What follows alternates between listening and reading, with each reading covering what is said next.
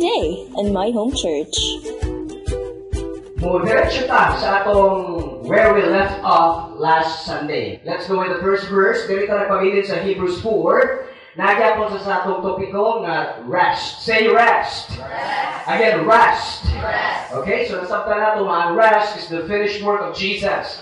Sabbath is the finished work of Jesus Christ. We should have a finished work mentality. Amen. Therefore, since a promise remains of entering His rest, until now, pagpili ni siya nga promise mo igsoon, nga ang pagsulod sa rest ni Jesus, mo na ito pagkakuhaton, because there are many believers nga wala gyapon nakasulod sa promised land. O say, promise ni Jesus, come to me and I will give you food. No. Come to me and I will give you what? Rest. Because the promised land is just a shadow. But Jesus' finished work is the substance. For example, kung nasa akong sa pitaka na with picture sa akong asawa, kanang picture shadow lang. Ang substance, kung muli ako sa balay, makita na akong asawa, more substance. Promised land is just a shadow, but the rest ni Jesus Christ is the substance. Amen ba? That's why we come to Jesus, we should have this rest. Ang ingon din, ang promise remains. Nagpabilin mo yung son. Kay daghan kayo, wala gyapon naka-enter. Entering His rest. Daghan niya po yung kasunod. Inong kapag nakasunod ka, wala. Okay? Ato ipaklaro mo yung son nga, naikitawag sa Bible nga, unbelieving believers. Paminaw, dili ka mo to. You can write it down, kung lang may notes, Luke 24. Pwede you can just check sa inyong balay. Imuon na rin yung assignment. Ang ingon sa Luke 24, ingon yun si Jesus sa road of Emmaus. Giinan niya ang disciples, ayang na-resurrected siya ng adlaw, Sunday morning. Iyang giinan nga, oh, foolish and slow of heart to believe. Two kinds of believers nowadays. Foolish believers, or wadyo nakadungo, or nagpamulbungo lang, or ang isa ay slow of heart to believe. Nakadungo, pero slow to believe. At then, kanin slow to believe, usually nahitabo na sa magtiayon ng mag-asawa. Mo na nila asawa, do you love me? Do you love me? Do you love me? Halos kalataw. Ang bana nito, ang ikapoy na sila, I love you lagi, darling. I love you lagi, baby ko. I love you lagi. Di ba? Pero pag ang kamatuoran, ang bana na higugma sa asawa. Pero ang asawa, wala dito o nga ang bana na higugma siya. So, you rob the joy nga higugma kasi mong asawa. So we need, as yung bana, we need to believe it. Amen! Mga asawa! Murabag mga asawa, ano? Murabag, may sleep name ba? Hindi halos katando. So mga dito rin nga, this promise remains entering His rest. And you let us fear. Wow! In the Bible, there are 365 verses that you do not be afraid, do not be fearful, do not fear. But this time, naiingon din isa lang ka verse. This is the only verse in the Bible, tan-awin mong Bible, this is the only verse na nag-encourage sa mga hadluta. Let us fear. Patay. So it means there's something about this kind of fear. Unsa man, let us fear lest any of you seem to have come short of rest. It means, come short, kulang ka sa rest. We're not talking about physical rest. Kaya uban, tibok adlaw, sige katulog, kaya di naman kabangon. Kaya na sakit. Do you think nag-rest siya? Ang iyang rest time is makabangon siya, makalakaw siya, maka-jogging siya, maka-enjoy siya sa kinabuhi. That's rest. O sa kamasakitong na tao. Kaya tanawin mo dapat kaya healthy kaya na. But this time, let us fear lest any of you seem to have come short of rest. For indeed the gospel was preached to us, the church, as well as to them, isamaning them, the Israelites, the chosen people. But the word which the Israelite, which they heard, did not profit them. Why? They never received the fruit of the gospel because they never mix it with faith. That's why if we hear the gospel today, mix it with faith. If we hear the word of God, mix it with what's our faith? Faith is Jesus Christ. Amen. Look at Jesus, the author and the finisher of your faith. Amen. So, i-mix na to ang word with Jesus. Because the more we will understand the Word of God. Amen. Ingon dia, for we who have believed, do you believe? Yes. Do you believe? Ingon dia, to enter that rest. It means, if you believe the finished work of Jesus Christ, that He died on the cross just to save you, just to redeem you, it means you're enter that rest. Kaya kung wala ka na kasunod sa rest, ingon dia rin. So as He said, so I swore in my wrath. Kung wala ka sa rest ni Jesus, wala ka sa wrath. But by the way, in the new covenant, there's no more wrath. There's no more judgment sa mga believers. Why? Because 2,000 years ago, gitawa ka na ang judgment nimo sa body ni Christ. And then kung i-judge na po kanya body karon, redundant na. Double jeopardy na. O dili na pwede. You cannot punish the same sin twice. And walay sala, bisan isa mga igsoon nga nakalakaw or na wala na punish sa 2,000 years ago dito sa cross. Tanan sala, punished! O ito karon, nakalingkod si Jesus Christ. Muna, it's finished work of Jesus Christ. Amen. Do you receive that? Amen. So, para ito may son. So, kining yung my rest, mag-ibog ka usay because it's given, freely given, it's a promise, freely given, not for you to work hard, not for you to struggle, just receive it, it's freely given, but a lot of believers still did not enter that rest. Why? Because they're full of worries. They're worrying. They're stressful. They're doubtful. Unbelieving heart. So, karon, if you are not restful, it means you are worryful. Are we worryful? If you are not restful, you are sorrowful. Amen. So, Jesus is practical. Do you believe that our God is practical? Jamang, ginawa, puro lang spiritual. Puro lang, huy, communion. Ano yung tingwayo sa mga inis bahanoy? We believe in Jesus Christ. We believe in the finished work of Jesus. Now, let me encourage you. God is a very practical God. Do you believe in that? Nga naman, aminawa. Let's go with the next verse. Ayun ni Jesus, Matthew 5, verse 25. Therefore, I tell you, church, come on in. Do not worry about your life. Now, this is not spiritual. This is real life. Let's i-translate na to, subto na to ang verse in the context. Ang context nyo is the real life. Dili the spiritual life. Nga naman. Naraw ang sunod. What you will eat or drink. Come on. So this is our life today. Do not worry about your life, what you will eat or drink, or about your body. Spiritual dili. Dili spiritual. Physical kung igsoon. What you will wear. Unsa imong suoton. Spiritual? No. Physical. Isn't life more than food? What do you think? Labaw pa ang pagkaon sa kinabuhi or ano labaw pa ang kinabuhi? Of course, life is more than food.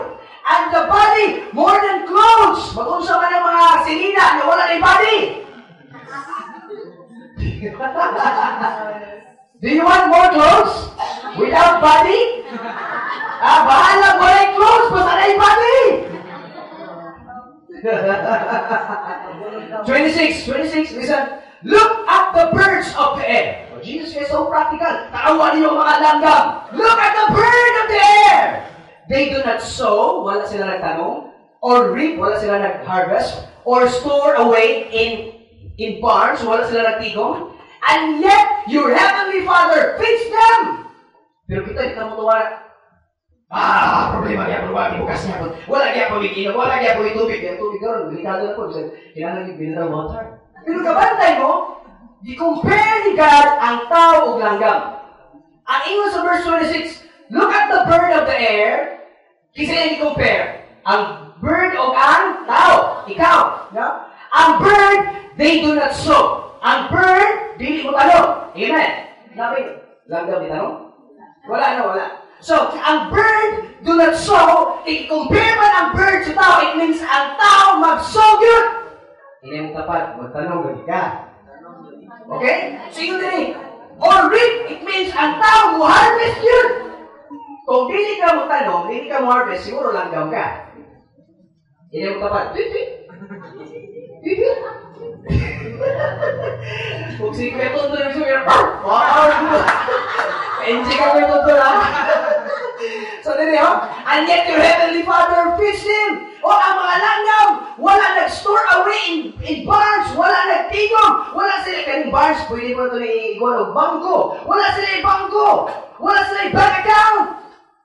Ang mga langgam, pasabot ang mga tao na agad dapat bank account. Amen. Lagi mo dapat deposito, na mo dapat igumon, kung wala mo bangko, hanap patigom mo na ang kansiya, na si mami, lagi ka ang kansiya. Di ka kapo ng bangko, hanap papalit ng kawayan, busluti o sana. Isunod itong kwarta niya. Amen. Pero kung langgam ka, kasi kung wala ka ani, ikaw matanaw, di ka harvest, hindi po ka matigom. Tao pa rin mong tapan, ikaw pa daw. Tao bigay, so ino na siya magtigom. Ino pa rin. Are you not much more valuable than they? We are much more. Amen. Can any one of you, by worrying, add a single hour to your life? No, I mean now, it's this very profound word, but we need to get the revelation. Can any one of you, sige kabalaka, maka-add of additional hour, 1 hour? What is single? 1 single hour. How many hours a day? 24. Kung sige kabalaka, may mo na 25 hours? It means, paminaw, it means maka-reduce of hour. Pero kung worrying, o sa opposite sa worrying, happy, o sa ba? Na joy, na confidence, na hope, expecting good things to happen. O sa may tabo, pag joyful imong heart, pag restful imong heart, o sa may tabo, you can add hour in your life. Matingala ka, hot, kachutan, 5 na di ka oras ang nilabay, daghan na mga ginabuhat. Kabantay mo na? Because you are happy, you are joyful. Akong testimony katong Wednesday sa among Teachers of Righteousness session nga sige migisgot nakabantay ni alas 9 na di ay sa gabi. Why? Because we are happy, we're enjoying the presence of God, naka-add og hour. Pero kung sige ka worry, may ka 1 day is not enough. I need more days, Lord. Lago na kay project, Lord, 1 day is not enough. I need more days. You're so pressured. You're so stressful. Pagkari mo sabi, makuyawan ka. Eh, stress na kayo ka. Iyong kapag, are you stressful? I'm stressful. Ina siya nga, I'm too blessed to be stressed. Come on, say it. I'm too blessed to be stressed. That's why, importante kayo ni gathering. Ano man, makatabang sa tuwa ng isoon. Maka-encourage na to. Amen. Amen. Let's go with the next verse, please. Are you blessed? Amen. Let's continue. And why do you worry about your clothes? Murag kinag-iigoan ni Jesus ang mga babae ko. Mga babae. And why do you worry about your clothes? Amen. Kaya mga laki, wala tayong problema. See how the flowers of the field. Now, the girls are considered flowers. Kaya kami mga lalaki, kung sa man yung mga lalaki, Dili, puloy. Kami ang mga bubuyo. So makita na ito, tanawa, see how the flowers of the field grow, they do not labor. So it means ang mga babae, kinahanglan dito mo magtanga. Now, even Solomon in all his splendor, imagine all his splendor. What is splendor? Magnificence, his majesty, all his beauty. Hindi kayo mga sininan ni Solomon, siya pinakadato sa unang panahon. Until now, I believe, wala pa niya po yung nakakuha. Karoon sa katong Chicago Society of Illinois, nagkuhan sila o naghimo sila, inagkwita tanan ang kabtangan ni Solomon, niabot og $200 billion. Until now, wala pa yung nakuha na. So I don't know kung sa latest pag yun. So it means, grabe yun ka dato ni Solomon. Do you want to be like Solomon? Amen. You must receive wisdom. Amen. Because wisdom is the first thing that Solomon asked. Amen? So Lord, saan na ako ni pag-judge? Kaninong tao, pati taghangan mga Israelites. I don't know how to go in. I don't know how to go out. I need wise and understanding heart. Then taghangan ni God of wisdom. The true wisdom ni that was Solomon. That's why if you want riches, prosperity, grab wisdom. Amen? Okay, let's continue. Okay, ingat ni. If that is how God clothes the grass, or clothes the grass of the field, which is here today and tomorrow is thrown into the fire. How lagi? Thrown into the fire. So, what's it? Pero lagi ni siya. Hindi siya spiritual. This is physical. This is practical. Amen. This is the Sermon of the Mount. One of the Sermon of the Mount. Katugaling, blessed is the pure heart, blessed is the peacemaker, blessed is the kanagaling. Morning kawana, the Beatitudes. Okay? So sa inyo siya nga, if that is how God clothes the grass of the field, now, are we the grass? You are the tree. Ang Christian, na-consider na tree. Dili grass, ha? Siguro usay, mura grass. O batasan. Pero actually, tree ta. We are like a tree planted near the stream. Amen? We are rooted deep. Kung na yung mga problema, di basta-basta ma-shaken. Amen? So, do not worry! Di pa klaro na po. Do not worry! Verse 31, saying, what shall we eat? What shall we drink? What shall we wear? Kami na, buta na kanina. So, nakapabuta na ba mga na? Usa mong kaunan ganun. Usa ba na mong inon? O, may dami. So, may gata. So, may gapi. Usa ba na mong suoto? Nakasuway mga na? Nakasuway ba mga na? Nakapabuta na mga na? Hangga. Kung nakapabuta na mga na, namoy igsuon. For the pagans run after all these things. Ayaw, anak kasi nila yung tapat. Ay, yung tapat, anak kasi nila. Muna nga, ang mga pagano, muna yung mga klase na tao na nag-worship of idols. Nag-worship sila sa creation, not the creator. They worship the rock, they worship the stone, they worship the woods, they worship the universe, the moon, the sun, the stars. Muna yung mga pagano na tao. But we're not pagans, amen. We're the church of God, amen. Murag pagano sa mong naman sa mong kapal, pero normal na sa iya. Pero i-bless you sa iyo. Amen. Ayan tanawa, kaya pitili mong api. Amen. Are you blessed? Do not worry! Because you are not pagans. Are you pagans? No. Let's continue with the next slide. You are not pagans. You are the church of God. You are so blessed. Amen. But seek first His kingdom and His righteousness, and all these things will be given to you. All this food, this drink, this clothes, it will be given to you. It will be added unto you. If you seek first, what? The kingdom of God. What's the kingdom of God? Righteousness, peace, and joy. The finished work mentality. Amen. Believe in the Lord Jesus Christ. Believe that He will supply. Believe that He's your healer. If you don't believe, sama na ka sa kalimutan. Dili po matingala mo ang kalimutan, di mo to, because they're kalimutan. You don't believe in God, but you are the church. We are in the church. We're listening always in His Word, and we don't believe. So let's continue, my son. Therefore, do not worry about tomorrow, for tomorrow will worry about itself. Naitaw nga nagkinabuhi sa tomorrow. Tawag sa may tabugma. Naupong sa manubang. At dyan na, nalito na karon. Napitaw, wala nagunahon na upa, nagunahon na sa kagahapon. Ay, grabe ito sa unang panahon. Grabe ito sa unang panahon. Grabe, sige na balik-balik sa unang panahon. Past is past. Bisa kung saan may tamo ito, nothing will happen. Past is past. You need to live now. Are you a now person? Or are you a past person? Or maybe you're a future person. A future person, sila ka na.